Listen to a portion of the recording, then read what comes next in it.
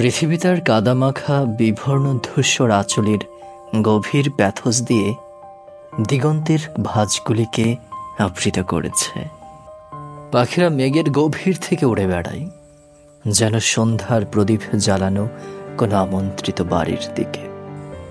আকাশের সূর্যাস্তের আবছা আবরণের মধ্য দিয়ে যে অফুরন্ত সময়ের প্রেমিকা বধূ তার ভীত চোখ সূর্যোদয়ের দিকে নিক্ষেপ করে, তার সোনার প্রদীপ জ্বালিয়ে সম্ভবত তার ভালোবাসার জন্য অপেক্ষা করছে, যে ফিরে আসার প্রতিশ্রুতি নিয়ে চলে গেছে।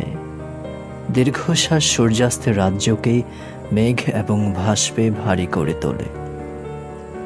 ধারে আনা প্রদীপের আলোয় চিরপ্রতীক্ষারত আদিম করুণ তরুণী, করুণ চোখে শূন্যের কান্না, এবং কিছু পিনিক প্রেমিক হাহাকার করে।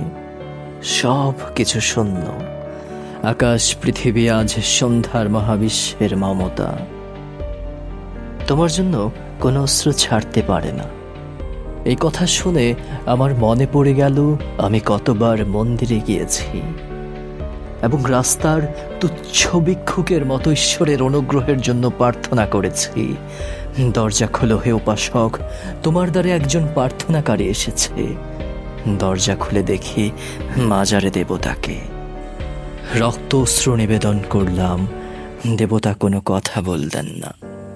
ও, এই যে চোখ, আমার জন্য কোনো অশ্রু রেহাই দেয়নি। আমি বিলাপ করি।